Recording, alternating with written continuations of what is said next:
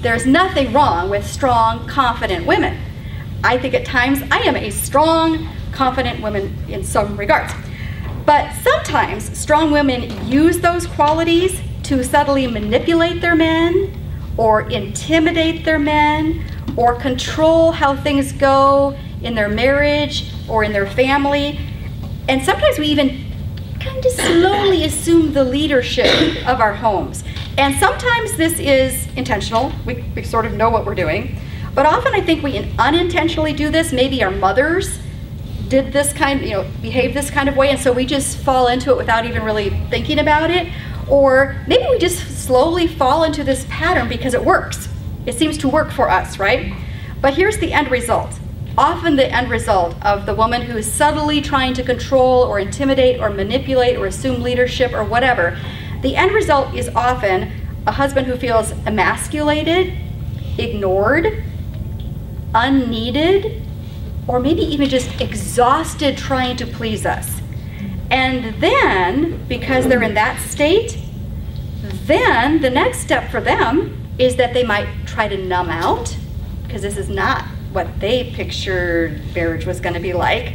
A man needs to feel needed, and if he's not feeling needed, that's going to really affect him deep inside, and he might choose to numb out through what? Alcohol or pornography or drugs or whatever it might be. Or he might gravitate toward another woman who does seem to think that he's a great catch, And it's not like most men probably, especially Christian men, set out to go, I think I'll find another woman now, and go shopping for one.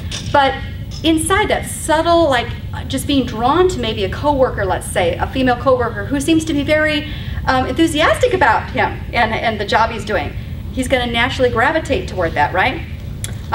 Or he may just withdraw from you. He just might not be present a lot. He's always out tinkering in the garage, or he's always out doing this or doing that or whatever, but he's not really around that much. Those are some of the results that can happen.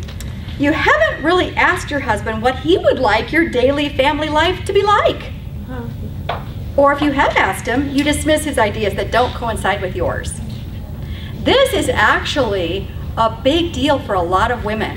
We don't even think about asking our husbands sometimes what they would like an average day to look like at the Chavez house, or at your house, because you just kind of fall into this like busy cycle of life, and I'm getting the kids to this, and I'm doing that, and you know what? There's a good chance that your husband, who's not very verbal, really doesn't even like the pace of your life, doesn't want you to be that busy or whatever. But we hardly ever sit down and say, what would you like our daily life to be like? Do you know what I mean?